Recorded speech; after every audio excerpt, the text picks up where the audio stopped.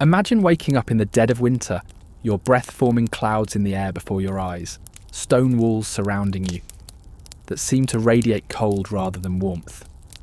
Now imagine this isn't some camping mishap or power outage. This was your everyday reality. For medieval nobles and servants alike, surviving the bone-chilling nights in massive stone fortresses wasn't just uncomfortable. It was a daily battle against death itself.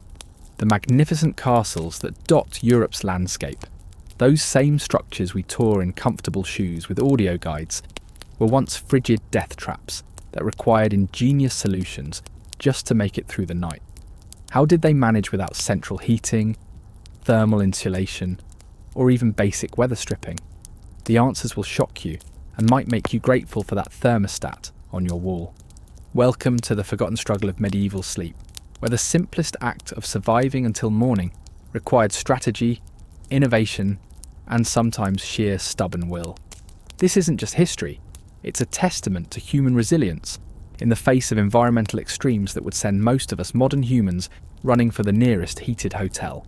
Stone castles, the ultimate status symbol of medieval power, were essentially giant refrigerators. Their thick walls, designed to withstand sieges and attacks, absorbed cold during winter and held it like natural freezers. The grandeur that protected nobles from enemies simultaneously threatened to kill them with cold. Ironic, isn't it? The very structures built to keep people safe became one of their greatest challenges for survival. Did you know that in some medieval castles, wine would freeze solid in its goblets during dinner? Or that servants would sometimes find birds that had literally frozen to death mid-flight after entering through open windows? These aren't exaggerations. They're documented realities of castle life that rarely make it into our romanticised versions of medieval times. The medieval period spanned roughly 1,000 years, from the 5th to the 15th century, encompassing what many call the Dark Ages, and extending through the High Middle Ages into the early Renaissance. During this vast time span, Europe experienced what climatologists now refer to as the medieval warm period, followed by the Little Ice Age, a cooling period that began in approximately the 14th century. This climate shift made the already difficult task of staying warm in castles even more challenging as the medieval period progressed. But before we dive deeper into how people survived, let's address a fundamental question. Why build with stone at all if it was so problematic? The answer lies in a complex web of practical necessity, status signalling, and the limitations of medieval technology. Stone castles weren't just homes, they were military installations, governmental centres, and physical manifestations of power. Wood structures, while warmer, were vulnerable to fire, a constant threat in medieval times, and easier for enemies to breach or burn during sieges. The wealthy and powerful chose security and permanence over comfort, a decision that would shape their daily lives in ways we can hardly imagine today. Have you ever wondered what it would feel like to be a medieval lord or lady, lying awake as howling winds found every crack in your stone bedroom? Or perhaps a servant, huddled in a corner of the great hall, fighting for space near dying embers? The reality was far from the cosy fairy tale scenes we might envision. The first and most obvious solution to castle coldness was fire. Lots of it. But medieval heating was nothing like flipping on a modern furnace. Great halls would feature massive central hearths, often built into the floor itself in earlier castles, where fires blazed day and night during winter months. Later designs incorporated huge fireplaces built into walls, some large enough for a person to stand inside. Yet despite their impressive size, these heat sources were shockingly inefficient. Would you believe that most of the heat from medieval fireplaces went straight up the chimney rather than into the room? The physics of heat distribution meant that, unless you were practically sitting in the flames, much of the warmth escaped. This created bizarre temperature gradients, where one side of your body might be uncomfortably hot, while the other remained freezing. Contemporary accounts describe people constantly rotating like rotisserie chickens in front of fires, trying to heat themselves evenly. In Windsor Castle, one of England's most magnificent royal residences, the problem of heating was taken so seriously that during Edward III's renovations in the 14th century, he incorporated multiple fireplaces in the royal apartments, a luxury almost unheard of at the time. Yet even with this extravagance, his queen, Philippa of Hainaut, complained bitterly about the cold in her letters, describing how her ladies-in-waiting would sometimes weep from the pain in their fingers as they tried to dress her in the morning. But what about those who couldn't claim space near precious fireplaces? Here's where medieval ingenuity truly shines. Castle dwellers developed layered strategies for survival that went far beyond simply piling on blankets. The medieval bed was not just furniture, it was survival architecture. Four-poster beds with heavy curtains weren't designed for privacy or aesthetics alone. They created a micro-environment where body heat could be trapped and preserved. These bed curtains were often made of thick wool or velvet and would be completely closed once occupants were inside, creating a tent-like space where breath and body heat could raise the temperature significantly compared to the open room. Shocking as it may seem to our modern sensibilities, sharing beds was common practice across all social classes. Even kings and queens often shared their beds not just with spouses, but sometimes with trusted servants or nobles. Body heat was too precious a resource to waste on privacy concerns. Lower-ranking castle residents might sleep 10 or more to a bed, arranged head to toe to maximise space.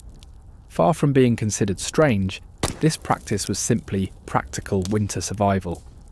Have you ever noticed how dogs and cats curl up to sleep? Medieval people understood this instinctive behaviour and emulated it. The fetal position, with knees drawn up to the chest, minimises surface area and conserves body heat. Historical accounts and illustrations show people sleeping in what looks like uncomfortably tight balls, rather than the sprawled positions many prefer today. But the ingenuity didn't stop with body positioning and bed curtains. What went into the bed itself was a masterclass in insulation technology using pre-industrial materials. Mattresses were typically stuffed with straw, which, despite its humble nature, contains thousands of tiny air pockets that trap heat remarkably well. Wealthier individuals might have mattresses filled with wool or even feathers. Beneath these mattresses, rope supports would provide some elevation from the cold floor, critical when you consider that heat rises and cold air pools at floor level. Consider this. Archaeologists examining preserved medieval bedding have found evidence of multiple layers being used simultaneously. Furs closest to the body, then wool blankets, then heavier coverlets, and finally thick outer covers that might be filled with more feathers or wool. The weight alone of these coverings could be substantial, with some historical accounts suggesting that noble beds might be topped with coverings weighing 20 pounds or more. Did medieval people simply accept being cold as an inevitable part of life? Absolutely not. They fought against it, with every tool at their disposal, including some that might seem bizarre to modern sensibilities. Hot stones or bricks wrapped in cloth were placed in beds before sleeping to pre-warm the sheets. These medieval hot water bottles would be heated in the fire throughout the evening and then strategically placed where they would do the most good, typically at the foot of the bed where extremities could benefit most. Even more ingenious were bed-warming pans, long-handled metal containers that servants would fill with hot coals and slide between the sheets to warm them before nobles retired for the night. These devices, often made of brass or copper for better heat conduction, would be moved in a continuous pattern between the sheets, creating an even warmth that would linger for the crucial first hour of sleep, when the body is most vulnerable to cold. The wealthy had another secret weapon against the cold: human warmers. Yes, you read that correctly. Lower-ranking servants, often young boys called bed warmers, would be sent to lie in the beds of their masters before the nobles retired, using their body heat to take the deadly chill from the sheets. Once the bed was deemed sufficiently warmed, they would be dismissed so their superiors could take their place in the now tolerable bedding. Imagine that as part of your job description.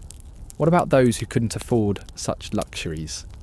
For the majority of castle inhabitants, the servants, guards and lower-ranking staff, survival required community solutions. Most would sleep in the great hall or other communal spaces, as close to the main fire as their rank would allow. The hierarchy of warmth was strictly observed, with those of higher status claiming spots nearest heat sources, while those at the bottom of the social ladder might be relegated to corners where temperatures could dip below freezing. Would it surprise you to learn that castle architecture itself evolved partly in response to the challenge of staying warm? Early medieval castles featured great halls with central hearths, but as the period progressed, more sophisticated designs emerged. By the 13th and 14th centuries, castle builders were incorporating features specifically designed to mitigate the cold problem. Take Edinburgh Castle, perched high on an extinct volcano in Scotland, where winters could be brutally harsh.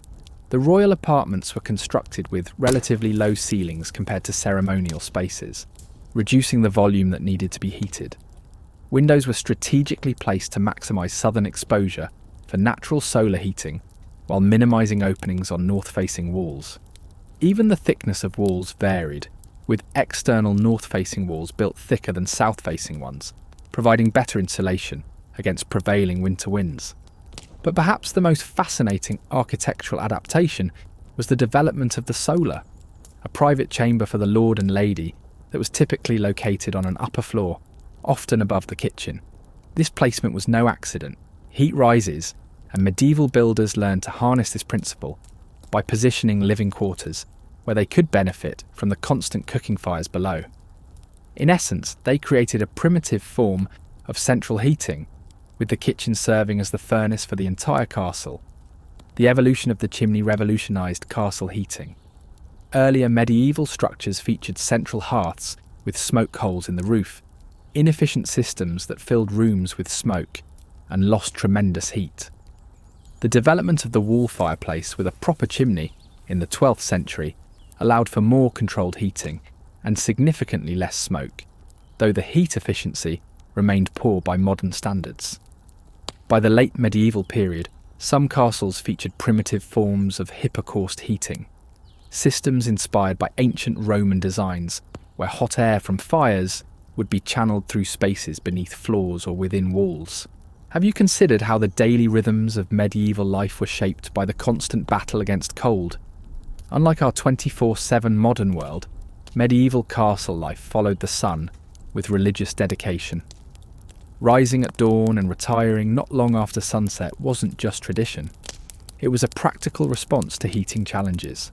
Daylight hours were precious not only for visibility in a world without electric lighting, but because the sun provided free heating that no amount of firewood could match. The sheer logistics of keeping a castle warm enough to prevent death was staggering.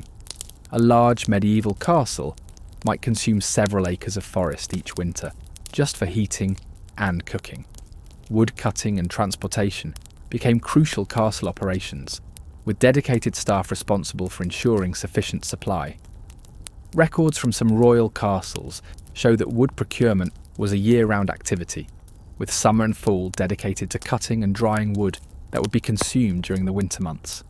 Imagine the physical labour involved: trees felled with hand axes, cut into manageable pieces, transported by ox cart or human power, stacked to dry, and finally carried into the castle daily by servants whose sole job was keeping fires fed. This constant movement of fuel represented a significant portion of a castle's operating expenses and required careful management. Wood shortages could and did occur, sometimes with deadly consequences during particularly harsh winters. The coldest castles in Europe weren't necessarily in the northernmost regions as you might expect. Castles in coastal Scotland, while certainly cold, benefited from the moderating influence of ocean currents. Some of the truly frigid fortresses were found in Central and Eastern Europe, where continental climate patterns created temperature extremes. Castles in places like Bohemia, modern Czech Republic, Hungary and Poland faced winter temperatures that could plunge far below, freezing for months at a time. Consider Spiš Castle in present-day Slovakia, one of Europe's largest castle complexes. Built at an elevation of over 2,000 feet and exposed to harsh continental winters, surviving there required extreme measures. Archaeological evidence suggests that in the deepest winter, entire sections of the castle would be abandoned. With activities consolidated in a few somewhat warmer areas, the garrison would essentially hibernate in a small portion of the massive structure, minimising the space that needed to be heated for survival. What about castles in warmer Mediterranean regions? Did they escape these challenges? Not entirely. While southern European castles in places like Spain, southern France and Italy certainly faced less extreme cold, they weren't immune to winter's bite. Stone construction still created challenging interior environments during colder months. Moreover, many were built at high elevations for defensive purposes, where temperatures could drop significantly regardless of latitude. The famous Alhambra in Granada, Spain for instance, experiences winter snowfall despite being in southern Europe, and its Moorish designers incorporated sophisticated heating systems, including underfloor heating channels inspired by Roman hypocausts. The experience of castle cold varied dramatically by social class. For the lord and lady, the winter might bring discomfort, but rarely mortal danger. They had access to the best heating, the warmest clothing, and the most nutritious food to fuel their bodies' internal heating systems. But as you moved down the social hierarchy, the threat level increased exponentially.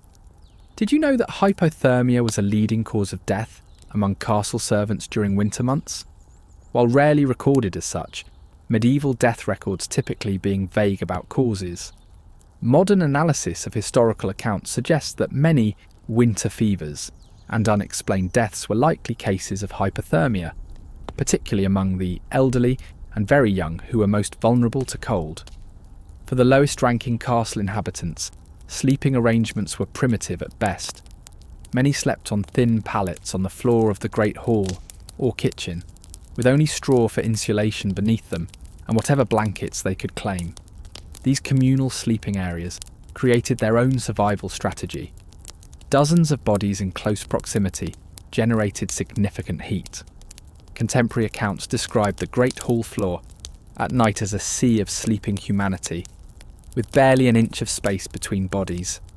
The medieval approach to cold was not merely reactive, but incorporated preventative strategies that began long before winter arrived. Fall was a time of intense preparation, not just for food storage, but for cold weather survival. Tapestries, which we now appreciate primarily for their artistic value, were essential functional items. During summer they might be stored away, but as temperatures dropped, every available wall in inhabited rooms would be covered with these heavy woven hangings. These weren't just decorative elements, they served as crucial insulation. A thick tapestry covering a stone wall could raise the ambient temperature of a room by several degrees by preventing the stone from radiating cold into the space. The most valuable tapestries were made of wool, which naturally insulates even when thin. The elaborate hunting scenes or biblical narratives woven into these functional art pieces gave castle dwellers something to contemplate during long winter evenings while simultaneously keeping them alive. Floor coverings played a similar role. Rush matting, floors covered with dried marsh reeds, provided crucial insulation from the cold stone beneath. These would be replaced several times during winter as they compressed and lost their insulating properties. In wealthier households, layers of rush matting might be topped with woolen carpets in the most important rooms, creating primitive but effective floor insulation. What about windows, those notorious sources of drafts? Glass was an expensive luxury throughout most of the medieval period, and even when used, medieval glass was thin and poorly insulating by modern standards. Many castle windows were simply openings that could be covered with wooden shutters, effective for blocking wind but doing little to prevent heat loss. More sophisticated window coverings included oiled parchment, which allowed some light while blocking wind, thin animal horn panels, which functioned similarly to primitive glass or fabric screens. During the coldest weather, windows might be completely sealed with a combination of fabric, straw stuffing, and even wax or clay to block every possible draft. The resulting interior was dark, but significantly warmer. Would it surprise you to learn that some castle dwellers intentionally reduced their living space during winter? Archaeological evidence shows that in many castles, entire wings or floors might be abandoned during the coldest months, with life concentrated in a few somewhat warmer areas. This strategic retreat created smaller spaces that could be heated more effectively with available resources. The clothing worn by medieval castle dwellers represented another sophisticated layer of defence against the cold. Forget the lightweight flowing garments often depicted in Hollywood interpretations of the period. Winter clothing in medieval castles was serious business, designed with thermal efficiency as the primary concern. The foundation of medieval warmth was linen, not for its insulating properties, which are poor, but because it wickeded moisture away from the body. Staying dry was understood to be crucial for staying warm, even if the scientific principle wasn't fully articulated. Over this base layer came wool, nature's technical fabric. Wool retains insulating properties even when damp, a critical feature in the often humid environment of stone castles where condensation was a constant issue. Multiple layers were the rule, not the exception. A noble might wear a linen undershirt, followed by a wool tunic, then a heavier overtunic, and finally a fur-lined cloak or mantle indoors. Legs would be covered with wool hose or leggings, often reinforced with additional layers. Head covering was considered essential, as medieval people understood that significant body heat escapes through the head. Indoor caps or coifs were worn even by men, a practice that would seem strange by today's fashion standards. The wealthy supplemented wool with fur, the ultimate medieval luxury and the most effective natural insulation available. Fur-lined cloaks, gloves and boots were status symbols and survival gear simultaneously. The type of fur signalled one's exact place in the social hierarchy, with ermine and sable reserved for the highest nobility, while rabbit, fox and sheepskin served those of more modest means. Even medieval fashion trends were influenced by the practical needs of warmth. The long, trailing sleeves popular in the 14th and 15th centuries weren't just decorative, they served as built-in hand warmers. The practice of slashing, decorative cuts in the outer layer of clothing that allowed an inner layer to show through, created additional air pockets for insulation, while displaying one's wealth through multiple layers of expensive fabric. Have you ever wondered how medieval people kept their extremities, particularly vulnerable to frostbite, from freezing in unheated castle environments? Gloves and mittens were essential equipment, often worn indoors throughout the day. Surviving examples show sophisticated designs, including early versions of convertible mittens that could fold back to free the fingers for detailed work before being flipped back for warmth. Footwear presented special challenges. Cold stone floors could leach heat from the body with remarkable efficiency. The solution was platform shoes, not primarily as fashion statements, but as practical insulation from cold floors. Wooden-soled clogs or pattens would be worn over leather shoes, creating an air gap between foot and floor that significantly reduced heat loss. Inside private chambers, wealthy individuals might use foot boxes, wooden containers filled with heated bricks or stones and covered with fur, to keep feet warm while seated. The medieval understanding of human physiology in relation to cold was surprisingly sophisticated, despite lacking modern scientific framework. They recognised that certain parts of the body, particularly the chest, head and feet, needed extra protection. They understood that the very young and very old were most vulnerable to cold's effects. They even grasped that certain foods and drinks could increase one's ability to generate internal heat. Speaking of food, the medieval diet shifted dramatically, with the seasons specifically to combat cold. Summer meals might feature more fruits, vegetables and lighter fare, but winter dining focused on high-calorie, high-fat options that fueled the body's internal furnace. Pork, with its high-fat content, was a particularly valued winter food. Preserved meats, aged cheeses, and hearty grain porridges formed the backbone of the winter castle diet. Spices played a dual role in winter cuisine, adding flavour to preserved foods while also increasing circulation. Medieval medical theory held that hot spices like ginger, cinnamon, and pepper could warm the body from within. While modern science would explain this as increased blood flow from capsaicin and similar compounds rather than actual warming, the effect was real enough. Spiced wine, the famous Hippocras of medieval feasts, combined alcohol, which dilates blood vessels, with warming spices for a potent, if temporary, warming effect. Would you believe that beer consumption in medieval castles was partly a survival strategy? The caloric content of the typical small beer, a low-alcohol everyday beverage, provided significant energy for heat generation. A servant might consume 2 to 3 quarts daily in winter, providing as much as 1,000 calories that translated directly into body heat in an era where physical labour was constant and obesity rare. The sleeping arrangements of medieval castle dwellers reveal much about both social hierarchy and survival strategies. The lord and lady typically occupied the chamber of higher status, usually the solar, often positioned to benefit from rising heat from kitchens or great halls below. Their bed would be the finest in the castle, with multiple mattresses, feather pillows, and the best coverings including furs. Just below them in the hierarchy, honoured guests and higher-ranking household members might have private or semi-private chambers, though often significantly less comfortable than the lord's quarters.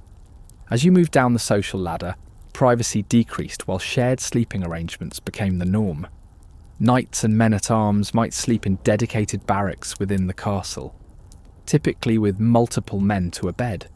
Ladies-in-waiting and higher-ranking female servants often slept in trundle beds that could be rolled under the ladies' bed during the day, a space-saving measure that also placed them literally at their mistress's feet, should she need assistance during the night. For the majority of servants, sleeping arrangements were communal and pragmatic. The great hall floor, cleared of tables after the evening meal, became a dormitory where dozens might sleep, arranged by gender and rank. Kitchen staff often chose to sleep near the kitchen fires, sacrificing fresh air for crucial warmth. Stable hands frequently slept in the stables themselves, not just to be near the horses in their care, but because the body heat of large animals made these spaces significantly warmer than many parts of the castle proper. The truly fascinating aspect of medieval sleep was its difference from modern patterns. Historical evidence suggests that medieval people typically practiced segmented sleep, going to bed shortly after sunset, sleeping for a first sleep of several hours, then waking for a period in the middle of the night before returning to a second sleep until dawn. This midnight waking period had practical applications in the battle against cold. It provided an opportunity to stoke fires, add additional coverings if needed, or even consume a small midnight meal to fuel the body's internal heat production for the second half of the night. Some medieval medical texts explicitly recommend this practice, suggesting that those who sleep straight through the night are more vulnerable to the night humours that could lead to illness, a poetic way of describing the increased risk of hypothermia during the pre-dawn hours when body temperature naturally drops. Castle life adapted seasonally in ways that went far beyond simply adding more firewood.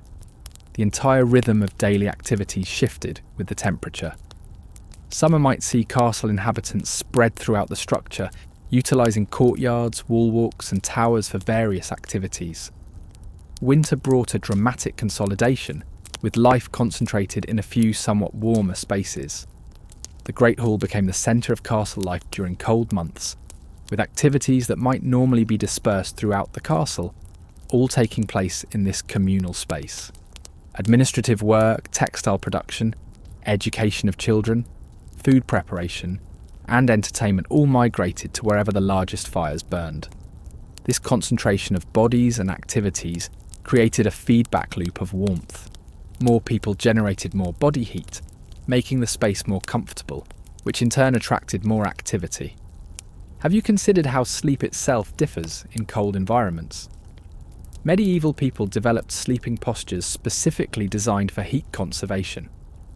While modern sleepers might sprawl comfortably across a mattress, medieval castle dwellers typically slept in tightly curled positions that minimised exposed surface area. Multiple people sharing a bed would arrange themselves like spoons in a drawer, maximising contact for shared warmth. Even the timing of sleep was strategic.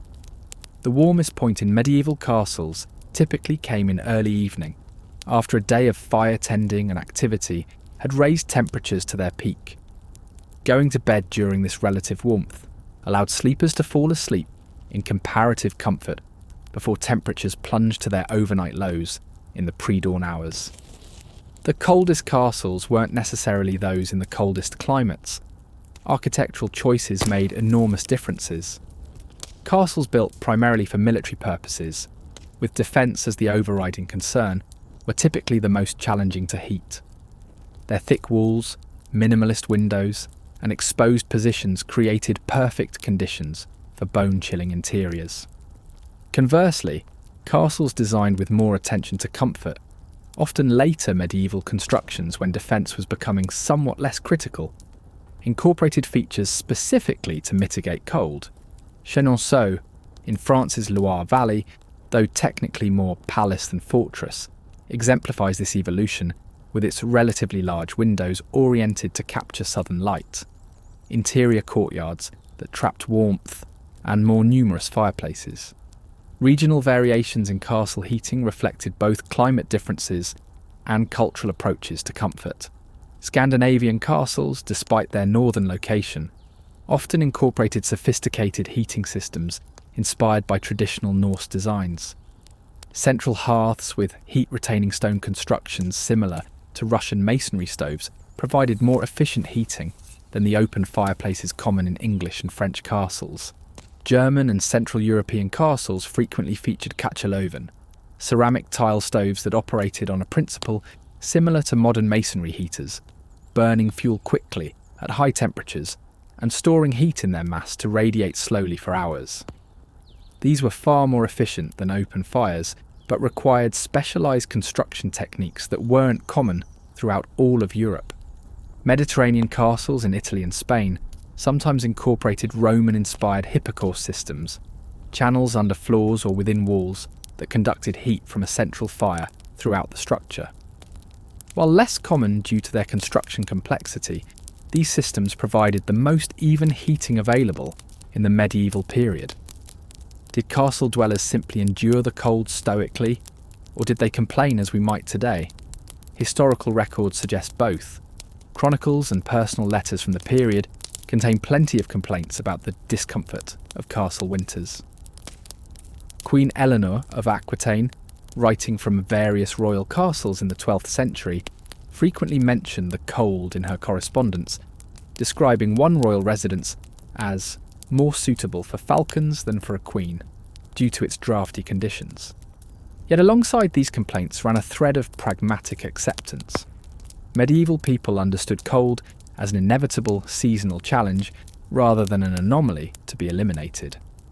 Their expectations of comfort differed fundamentally from our own, shaped by the technological limitations of their era and religious perspectives that often framed physical discomfort as an opportunity for spiritual growth. The medieval approach to winter survival in castles wasn't static, but evolved significantly over the centuries. Early medieval castles, roughly 9th to 11th centuries, relied primarily on central hearths and basic insulation techniques. By the High Middle Ages, 12th to 13th centuries, more sophisticated fireplaces, better bedding, and improved window coverings had made castle life somewhat more tolerable.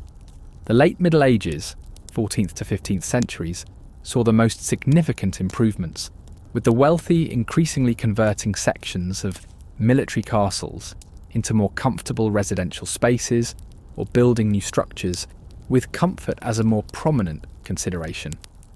Glass windows became more common. Interior walls were sometimes lined with wood for better insulation, and heating technology improved with the spread of tile stoves from Central Europe.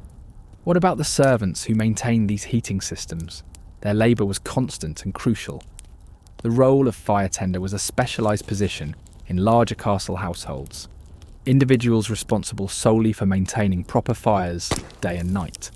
These weren't casual assignments, but critical roles that literally kept the household alive during winter months. Fire tenders needed specific knowledge about different woods and their burning properties. Oak and beech burned longest, but were harder to ignite. Pine and fir caught quickly, but burned faster and produced more smoke. A skilled fire tender would build layered fires with different woods serving different purposes: quick burning varieties to start the fire, denser hardwoods to maintain it through the night. The practical knowledge required was extensive and often regionally specific. In some areas, peat might supplement wood as a fuel source. In others, charcoal produced from summer wood harvesting would provide more consistent heat. This specialised knowledge was passed from master to apprentice, forming a crucial but often overlooked aspect of medieval survival technology. Would you be surprised to learn that medieval castle dwellers sometimes intentionally allowed certain rooms to freeze? This counterintuitive strategy served specific purposes. Food storage areas, particularly those for meat preservation, benefited from freezing temperatures. Some castle designs included north-facing chambers, specifically intended to remain cold for food preservation. Medieval freezers, essentially. Other spaces might be abandoned to the cold simply as a matter of resource prioritisation. With limited firewood and labour, difficult decisions had to be made about which spaces would be maintained at survivable temperatures and which would be effectively surrendered to winter. These decisions followed strict social hierarchies, with spaces dedicated to lower-ranking members being the first sacrificed when resources grew scarce. The psychological impact of castle winters shouldn't be underestimated. Modern research on seasonal affective disorder and winter depression gives us insight into what medieval castle dwellers might have experienced during long, dark, cold months confined to a few somewhat warmer rooms. Their solutions were communal rather than medical. Increased social activities, storytelling traditions, and winter festivals all served to combat the psychological toll of castle winters. Religious observances took on additional significance during winter months, providing structure and community at the darkest, coldest time of year. The Christmas season, which in medieval times extended from Christmas Day through Epiphany on January 6th, fell precisely when winter's grip was tightening, offering spiritual and social warmth during the physical cold. The practical realities of medieval castle life during winter created social dynamics quite different from warmer seasons. Privacy, already limited by medieval standards, became even scarcer as people concentrated in the few heated spaces. Social boundaries that might be more rigidly observed during summer became somewhat more fluid by winter necessity, with different classes sharing spaces more intimately than they otherwise might.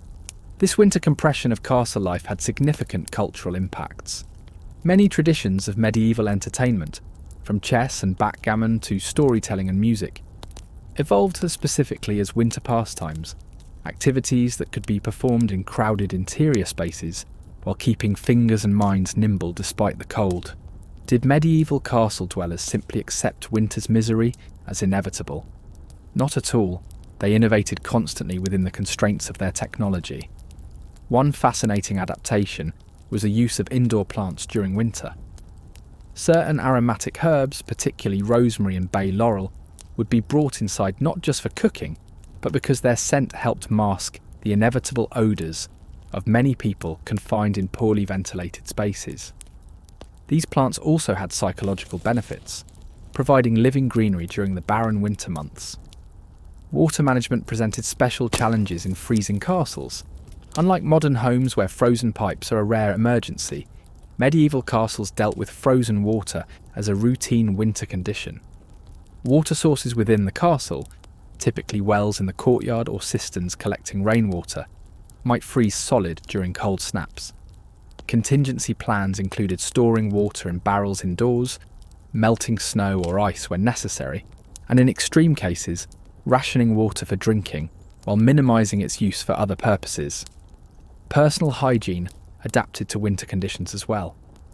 The popular conception that medieval people rarely bathed is largely inaccurate for castle residents, but winter did reduce bathing frequency for practical reasons. Heating sufficient water for bathing required enormous fuel expenditure, making full-body bathing a luxury reserved for the highest-ranking castle residents, even in normal times. During deep winter, even nobles might reduce full bathing, relying instead on spot cleaning of hands, face, and other essential areas. Surprisingly, some castles featured dedicated bathing rooms that functioned somewhat like primitive steam rooms. These small chambers, usually located near kitchens to take advantage of existing heat, would be filled with steam created by pouring water over heated stones. These steam baths served both hygiene and medicinal purposes, as medieval medical theory held that opening the pores through steam could release harmful humours from the body. The struggle against castle cold created unexpected innovations in furniture design. The iconic high-back chair of medieval imagery wasn't just a status symbol. Its tall back served as a windbreak, protecting the sitter from drafts. These chairs would often be positioned with their backs to the prevailing direction of drafts, creating a protected microclimate for the occupant. Similarly, the canopy bed evolved not primarily for privacy or display, but as a practical solution to heat loss during sleep. The earliest canopy beds were simple affairs, essentially a frame supporting fabric that enclosed the sleeping space on all sides. By creating this fabric enclosure, sleepers established a microenvironment where their own body heat could raise the ambient temperature significantly compared to the open room. Would it surprise you to learn that some of the most effective medieval cold-fighting technologies came from Islamic architecture? In Spain, where Christian kingdoms gradually reconquered territories from Moorish rulers, castle designers adopted and adapted heating and cooling techniques developed in the Islamic world. The sophisticated underfloor heating systems found in some late medieval Spanish castles drew direct inspiration from similar systems in Moorish palaces like the Alhambra. This cultural exchange of comfort technologies wasn't limited to Spain. Returning crusaders brought back ideas from Byzantine and Islamic territories, including improved window designs, better insulation techniques, and even concepts for more efficient fireplaces. The medieval world, for all its political and religious divisions, experienced significant cross-cultural sharing of practical knowledge about environmental management. The battle against castle cold wasn't fought solely through technology, but also through careful timing of activities. The medieval day followed patterns dictated by temperature as much as by light. The coldest hours, typically just before dawn, might see castle inhabitants performing activities requiring the most physical exertion, generating body heat when the environment was at its most challenging. Conversely, activities requiring fine finger dexterity, such as detailed needlework or manuscript illumination, would be reserved for the relatively warmer afternoon hours, when both natural light and temperature were at their peak. This temperature-based scheduling of activities represents a sophisticated adaptation to environmental conditions that modern climate-controlled living has largely rendered unnecessary. The experience of castle cold varied dramatically by region, creating distinct regional approaches to the challenge. Northern European castles, particularly those in Scandinavia and the Baltic regions, incorporated design elements specifically for extreme cold. Double wall construction, creating an insulating air gap between outer and inner walls, appears in some northern castles. While primarily a defensive feature, making undermining more difficult, this design had the beneficial side effect of improving insulation. Scottish castles often featured unusually thick walls, even by medieval standards, sometimes exceeding 15 feet in thickness at the base. While primarily a defensive measure, this extreme mass created a thermal buffer that moderated interior temperature swings. During brief warm periods, these massive walls would absorb heat slowly. During cold snaps, they would release it equally slowly, creating more stable, if still cold, interior environments. Mediterranean castles faced different challenges. Less extreme cold, but often more dramatic temperature swings between day and night. Their adaptations included features like interior courtyards that trapped daytime solar heat and released it slowly during evening hours, and strategic use of water features that could moderate temperature through evaporative effects. Did castle residents simply endure the same cold conditions year after year, or did they learn and adapt? Historical evidence suggests continuous improvement in cold management strategies throughout the medieval period. Castle accounts frequently show increasing expenditures for heating materials and technologies over time, suggesting that keeping warm was recognised as a worthy investment, rather than an unavoidable misery. Archaeological evidence reveals that many castles underwent modifications specifically to improve winter habitability. Additional fireplaces were added to existing structures. Windows were reduced in size or filled in entirely so on north-facing walls. Interior wooden panelling was installed over stone in the most important rooms. These adaptations represent a medieval version of energy efficiency upgrades, improving comfort within the constraints of available technology. The human toll of castle cold can be glimpsed in contemporary medical texts, which devote considerable attention to conditions we now recognise as cold-related injuries. Chilblains, painful inflammation of small blood vessels caused by repeated exposure to cold but non-freezing temperatures, were so common they were considered an inevitable part of winter life, rather than a medical condition requiring treatment. More serious conditions like frostbite and hypothermia appear in medieval medical literature under various names, with treatments that range from the practical, gradual rewarming, to the bizarre application of snow to frostbitten areas, actually harmful by modern medical understanding. The frequency with which these conditions are mentioned in surviving texts suggests they were common occurrences in castle life.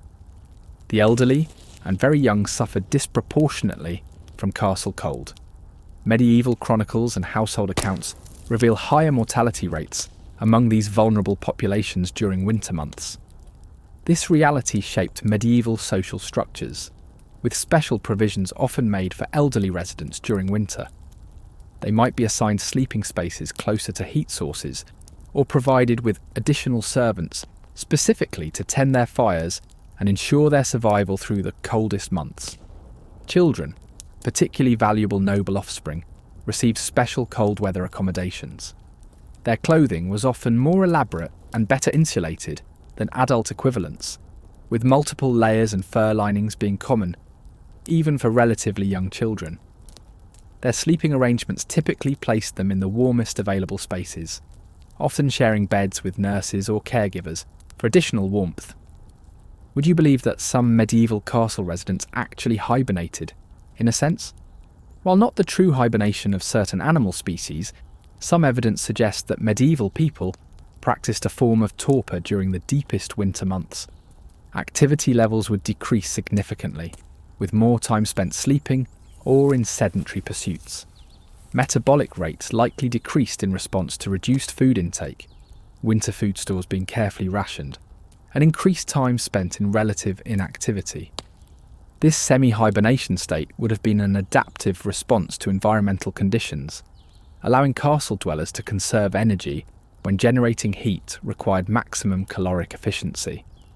Modern research on pre-industrial societies in extreme environments suggests that seasonal metabolic adaptations were common human responses to environmental stress before the advent of consistent artificial heating. The social stratification of medieval society was never more evident than in winter castle arrangements. While the lord and lady might be uncomfortable in their solar, they rarely faced mortal danger from the cold. Their clothing, bedding, food and access to fire all provided sufficient protection for survival, if not modern standards of comfort. For those at the bottom of the castle hierarchy, winter was a genuinely life-threatening season. Servants, particularly those whose duties kept them in unheated portions of the castle, or required them to move frequently between heated and unheated portions of the castle. Unheated areas face serious risk of cold-related injuries and death. Their clothing was typically inadequate, their sleeping arrangements minimal, and their access to supplemental heat sources limited by both resources and social convention. This disparity created a winter-specific social dynamic within castle walls. Lower-ranking residents developed communal survival strategies, sharing body heat through group sleeping arrangements, and rotating positions so that no individual would be exposed to the coldest spots for extended periods. These adaptive behaviours created winter-specific social bonds that crossed some of the rigid boundaries of medieval hierarchy, if only temporarily. The practical knowledge of cold survival represented a crucial form of medieval wisdom, passed from generation to generation through direct instruction rather than written texts.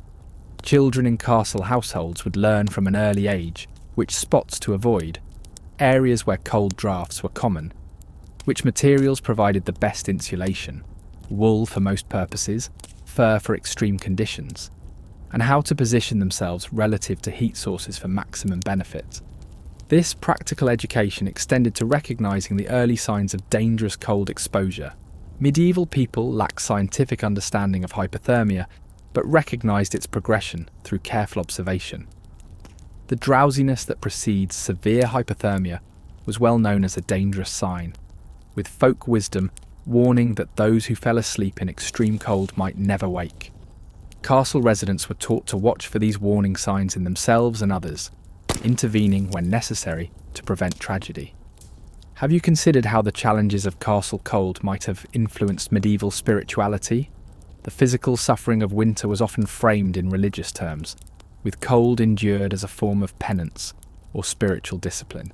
Monastic castles, fortified religious communities that combined defensive architecture with spaces for worship and religious life, sometimes intentionally minimized heating as part of their ascetic practices. For secular castle residents, winter's hardships were often incorporated into religious observance through prayers specifically asking for protection from cold's dangers. Saints associated with warmth or fire, particularly St. Brigid, whose feast day on February 1st falls midway through winter, and St. Blaise, February 3rd, received special veneration during winter months. The practical realities of castle cold created unexpected professional specializations.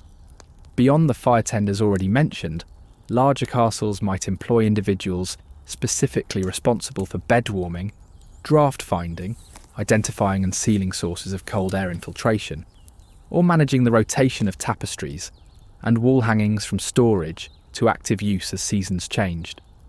These specialised roles created their own hierarchies and knowledge traditions. The head fire tender in a royal castle held significant responsibility. The comfort and potentially the survival of the royal family rested literally in their hands. This responsibility was reflected in relatively high status and compensation compared to other service positions of similar apparent rank. Would medieval people recognise our modern concerns about energy efficiency and insulation? Absolutely, though they would frame them differently. The conservation of heating resources was a matter of survival rather than environmental concern or cost savings. Castle accounts show careful tracking of firewood consumption, with penalties sometimes imposed on servants who used fuel wastefully.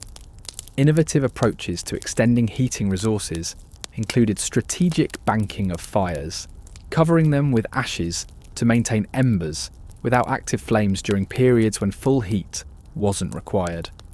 This technique allowed fires to be quickly revived when needed without the considerable effort of starting them from scratch, a significant efficiency in an era before convenient fire-starting tools. The battle against castle cold created unexpected alliances across social boundaries. During particularly harsh weather, the rigid separation between nobles and servants might temporarily relax out of practical necessity. Historical accounts describe occasions when extreme cold drove everyone, regardless of rank, to gather around the Great Hall fire, with social distinctions temporarily subordinated to the more pressing need for survival. These moments of environmental necessity, creating social levelling, appear frequently enough in medieval chronicles to suggest they were recognised phenomena rather than anomalies.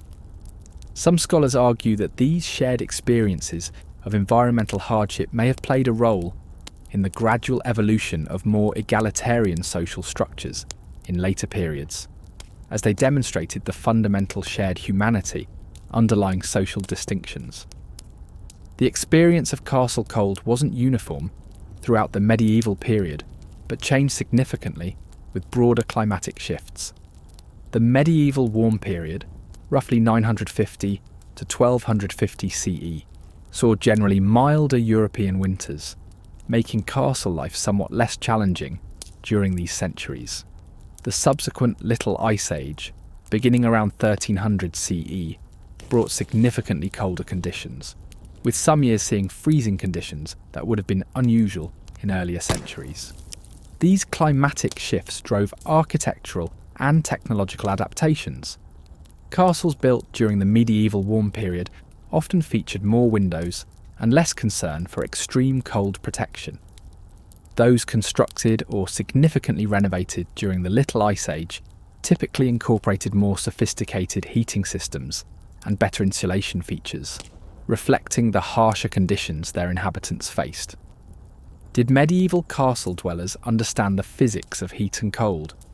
Not in modern scientific terms, but their practical knowledge was sophisticated and effective.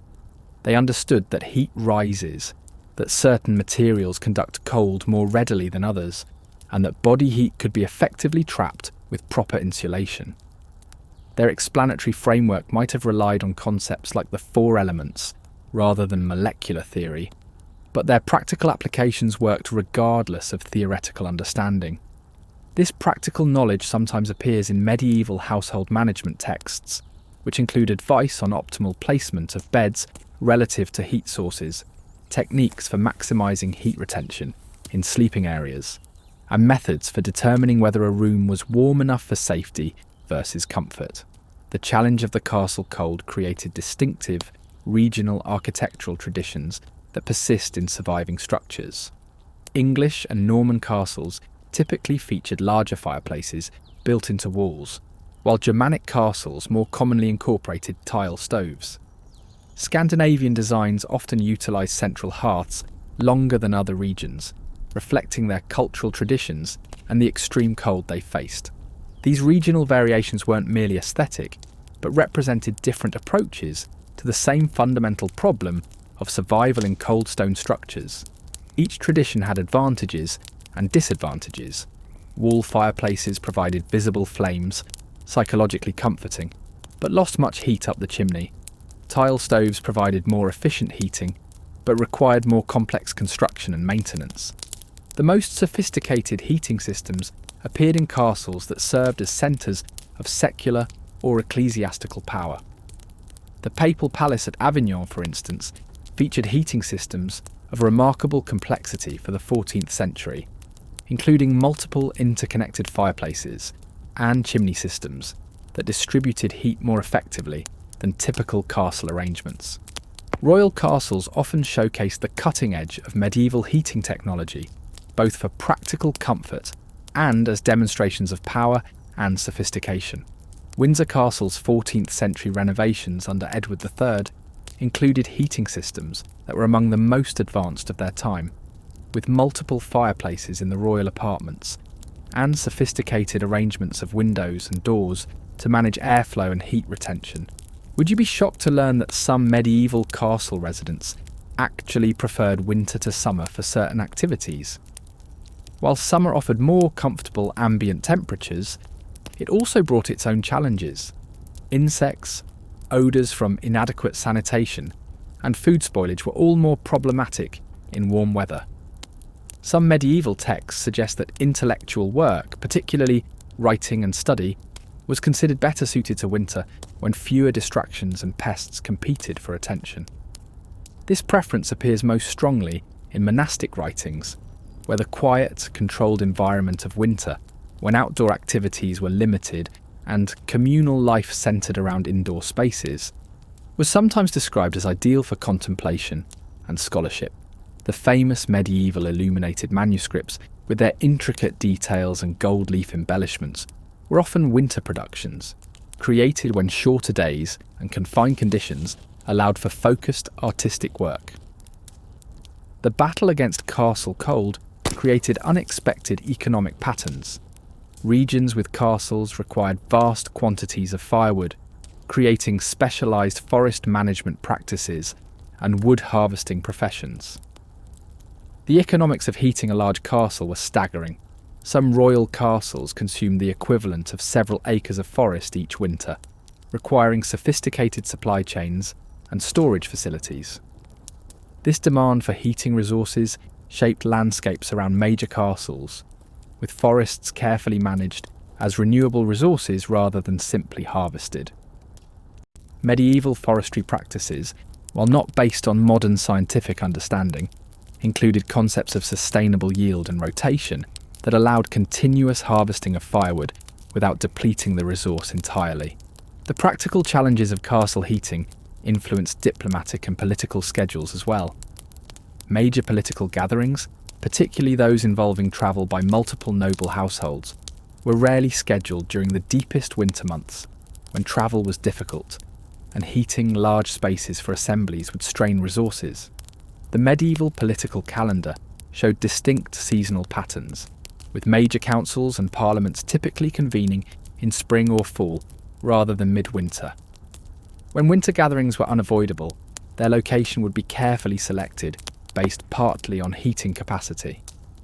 Certain royal castles became preferred winter residences precisely because their design, orientation, or heating systems made them somewhat more tolerable during cold months.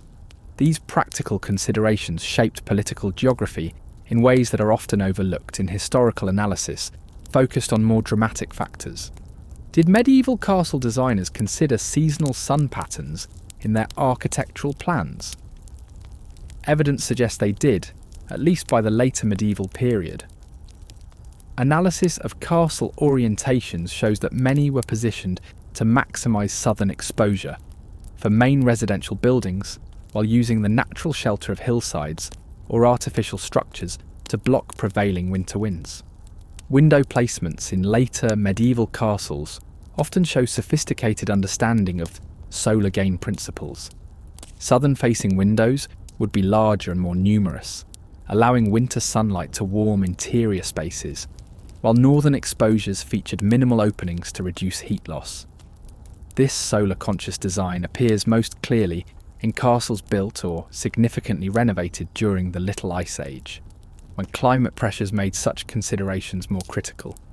The experience of extreme cold in medieval castles created distinctive cultural expressions.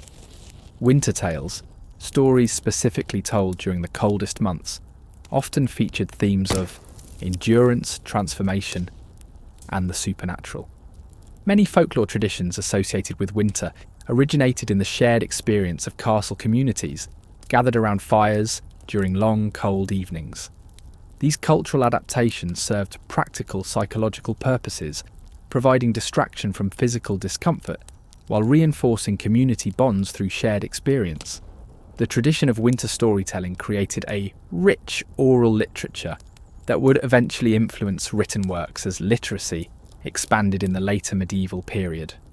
The most vulnerable castle residents developed their own survival strategies, sometimes at odds with official rules or expectations.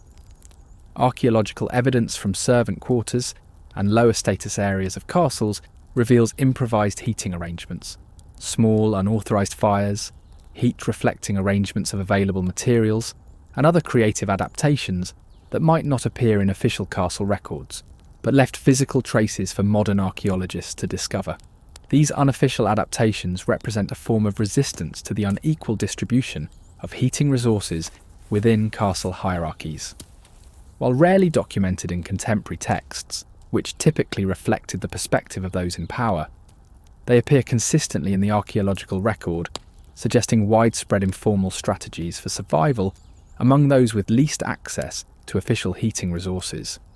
Would you believe that some castle residents actually engineered their living spaces for better heat retention without modern tools or materials? Archaeological investigations reveal sophisticated modifications to standard castle architecture made by inhabitants seeking better protection from cold. These include adding internal wooden walls to create air gaps for insulation, constructing secondary ceilings below stone vaults to reduce the heated volume, and creating angled reflective surfaces near fireplaces to direct more heat into living spaces. These modifications, often made incrementally over generations, transform the thermal properties of castle interiors without changing their external defensive characteristics.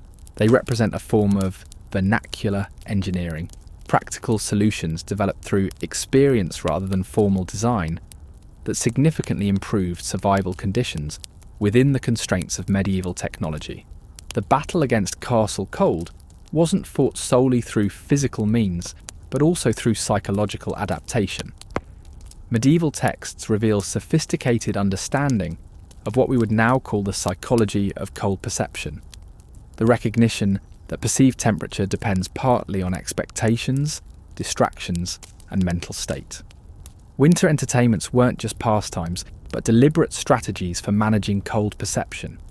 Music, games, and storytelling served to focus attention away from physical discomfort.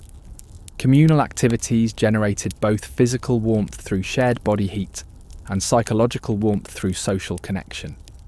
These non-technological approaches to cold management were as important to survival as physical heating methods. The experience of castle cold wasn't static throughout the year, but followed seasonal progressions that shaped castle life rhythms. Fall was a time of preparation, gathering and processing heating materials, bringing out winter textiles from storage, and gradually transitioning living patterns from outdoor to indoor focus. Deep winter, typically January and February in most of Europe, represented the period of maximum concentration, with castle life compressed into the fewest heated spaces and social activities designed specifically for crowded indoor conditions. The late winter period brought its own challenges: dwindling fuel supplies, increasing psychological strain from confinement, and the physical effects of months of suboptimal conditions. Spring brought gradual expansion of living space as temperatures moderated, though with careful attention to unpredictable cold snaps that might necessitate rapid retreat to winter arrangements. This seasonal expansion and contraction of usable castle space created distinctive annual rhythms that shaped everything from social interactions to work schedules. Did medieval castle dwellers track temperature? Not with thermometers, which weren't invented until the late 16th century, but through careful observation of environmental indicators. Ice formation patterns, the behaviour of animals, and physical sensations were all used to gauge relative cold and make appropriate adjustments to heating and clothing. Some castle records include surprisingly detailed observations about comparative cold across years or seasons. References to wine freezing in cellars, water freezing in indoor basins, or ink freezing in writing rooms all provided reference points for relative temperature that allowed castle managers to make decisions about resource allocation and activity scheduling. The battle against castle cold created unexpected professional opportunities for women within the otherwise male-dominated world of castle management.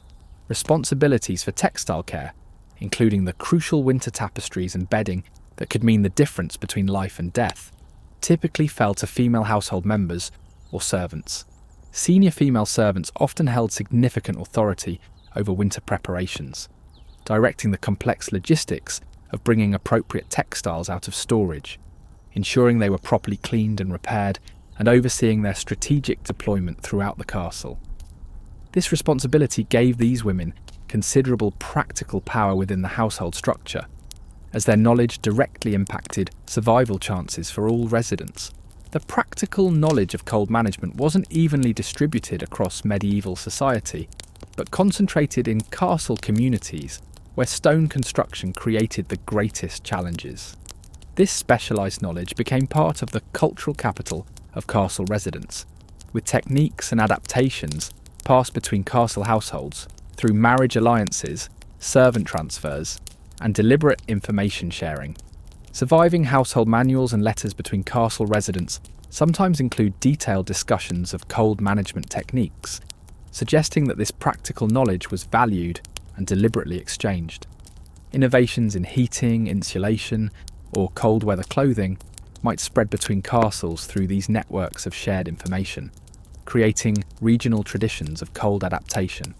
Would you be surprised to learn that some aspects of medieval cold management were more effective than their modern equivalents? The heavy wool clothing favoured for winter castle wear provided better insulation when damp than many modern synthetic materials. The layering techniques developed through centuries of practical experience created remarkably effective insulation systems without modern technology. Similarly, The bed curtain systems used in medieval castles created microenvironments that required no external energy input, yet could raise the effective temperature around sleepers by 10 degrees or more compared to the open room. These passive heating solutions worked with available materials and technologies to create surprisingly effective results. The experience of castle cold wasn't uniform across Europe, but varied significantly with geography, climate, and cultural traditions. Eastern European castles, facing continental climate extremes, developed different solutions than their Western European counterparts. The castles of the Teutonic Knights in what is now Poland and the Baltic states incorporated massive hypocaust systems, heating channels running under floors and sometimes within walls, inspired by Roman designs but adapted for the extreme cold of northeastern Europe. Mediterranean castles in regions with milder but still challenging winters developed their own distinctive adaptations. Spanish castles, particularly those influenced by Moorish design traditions, sometimes featured sophisticated passive solar heating arrangements, with stone or tile floors positioned to absorb winter sunlight and radiate heat back into rooms during evening hours. The battle against castle cold influenced medieval medicine in significant ways. Medical texts devoted considerable attention to cold-related conditions, from minor ailments like chilblains to life-threatening hypothermia. Preventative measures were emphasised, with detailed recommendations for clothing, activity levels, and diet believed to increase resistance to cold. Medieval physicians recognised the particular vulnerability of certain populations to cold-related illness. The elderly, very young, and those weakened by other conditions received special attention in medical literature related to winter survival. Recommendations for their care included specific dietary supplements, additional clothing layers, and preferred positioning relative to heat sources. Did medieval castle residents understand concepts like insulation and thermal mass?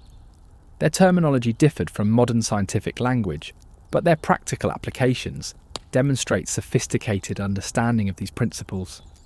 The strategic use of tapestries on walls, rushes on floors, and bed curtains all show intuitive grasp of insulation concepts. Similarly, the practice of using heated stones or bricks as thermal mass to warm beds demonstrates understanding of heat storage and transfer principles. These practical applications didn't require a theoretical framework to be effective. They were developed through observation and experience, refined over generations into sophisticated systems for environmental management within technological constraints. The most extreme cold adaptation appeared in castle communities at the geographic margins of medieval Europe, particularly in Scandinavia, the Baltic regions, and higher elevation areas of Central Europe. These regions combined castle architecture, primarily for defence, with indigenous cold weather survival techniques developed over centuries of adaptation to extreme environments. In Scandinavian castles, for instance, sleeping platforms might be constructed above and around massive central hearths using stone or brick structures that would absorb heat during the day and radiate it throughout the night. These designs, adapted from traditional Norse longhouse architecture, proved more effective for extreme cold than the separate bed and fireplace arrangements common in more temperate regions. The practical challenges of castle heating influenced religious practices in unexpected ways. The medieval church calendar included numerous fast days when consumption of animal products was prohibited. These restrictions posed special challenges during winter, when the high-calorie animal fats that helped fuel internal heat production were most necessary for survival. Religious authorities recognised this practical reality, and dispensations from fasting requirements were more readily granted in colder regions or during particularly harsh winters. This flexibility represents a pragmatic adaptation of religious practice to environmental realities, spiritual requirements moderated by recognition of physical necessities. Would you believe that some castle residents actually preferred sleeping in certain types of cold? Historical accounts suggest that many medieval people distinguished between dry cold and damp cold, considering the former far more tolerable. Sleeping chambers were sometimes located in towers or upper floors, specifically because these spaces, while potentially colder in absolute temperature, tended to be drier than ground floor rooms where rising damp from soil could create bone-chilling humidity. This preference reflects practical experience with how different types of cold affect the human body. Modern science confirms that a humid cold feels colder than dry cold at the same temperature because moisture on the skin conducts heat away from the body more efficiently than dry air. Medieval castle dwellers lacked this scientific explanation, but recognised the phenomenon through direct experience. The battle against castle cold created distinctive sleep patterns that differed significantly from modern norms. Beyond the segmented sleep already mentioned, castle residents practiced what might be called strategic sleeping, timing sleep periods to align with optimal heating conditions rather than consistent daily schedules. During the coldest periods, sleep might be opportunistic rather than scheduled, with castle residents napping when conditions allowed rather than maintaining strict night/day divisions. This adaptation maximised the benefit of temporarily favourable conditions while minimising exposure during the most dangerous periods, typically the pre-dawn hours when both fires and body temperature naturally reach their lowest points. The experience of extreme cold in castles created lasting linguistic and cultural expressions that survive in modern European languages. Many idioms and sayings related to cold, warmth, and survival originated in the practical realities of castle life. The English expression cold comfort, for instance, likely derives from the minimal heating available to lower status castle residents, technically present but inadequate for true comfort. Similarly, many European languages contain expressions related to bed warming that originated in castle practices. The French expression chaufferette de lit originally referred specifically to the warming pans used to prepare noble beds, but evolved to describe any source of comforting warmth in challenging circumstances. Did medieval castle residents track and predict weather to prepare for cold snaps? Without modern meteorology, they relied on careful observation of natural indicators and accumulated folk wisdom. Castle records sometimes include detailed weather observations, suggesting systematic attention to patterns that might help predict coming conditions. Animal behaviour served as an important predictive tool. Unusual thickness of animal fur, early migration patterns of birds, or behavioural changes in livestock were all interpreted as indicators of coming winter severity. These observations, while not always reliable by modern scientific standards, provided useful probabilistic guidance for winter preparations. The battle against castle cold influenced medieval literature in ways that continue to shape our cultural imagination. The motif of the warm hearth as sanctuary appears repeatedly in medieval texts, reflecting the literal and life-saving role of fire in castle environments. The contrast between exterior cold and interior warmth became a powerful metaphor in religious and secular writing alike. Winter imagery in medieval poetry often draws directly from the experience of castle life during cold months. Descriptions of frost patterns on windows, the sound of wind through stone corridors, or the precious quality of winter sunlight reflect the heightened awareness of environmental details that came from living in spaces where these factors directly impacted survival. The practical realities of the castle, cold created distinctive sensory experiences that shaped medieval aesthetics. The visual culture of the period shows remarkable attention to qualities of light, particularly the slanting winter sunlight that provided both illumination and precious warming. Manuscript illuminations often depict interior scenes with careful attention to light sources and their effects, reflecting the crucial importance of light and heat in daily experience. Similarly, the olfactory environment of winter castles, dominated by wood smoke, wool, and the distinctive scents of many bodies in confined spaces, influenced everything from religious incense preferences to the development of perfumery. The positive associations of certain scents particularly those related to warmth and comfort, can be traced directly to their role in the sensory landscape of winter castle life.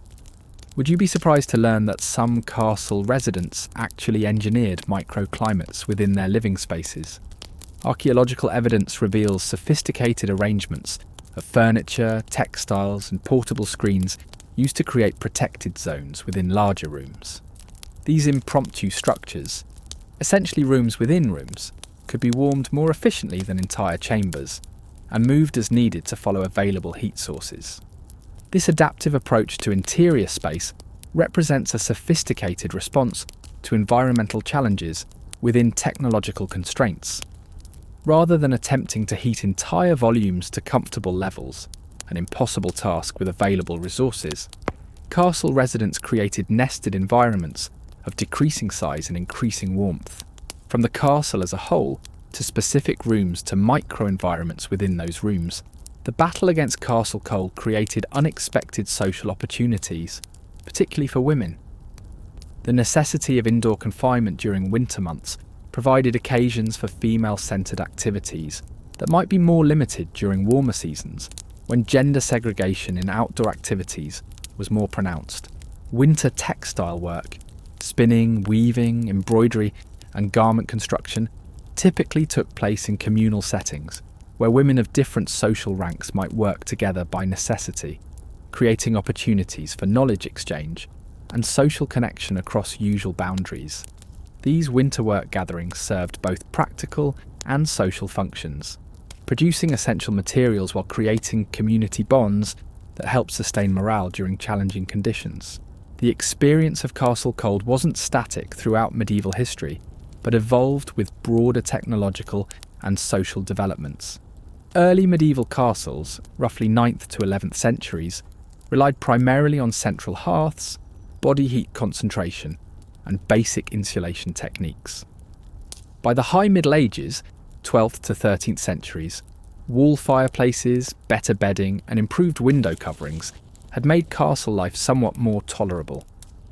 The late Middle Ages, 14th to 15th centuries, saw the most significant improvements, with the wealthy increasingly converting sections of military castles into more comfortable residential spaces or building new structures with comfort as a more prominent consideration.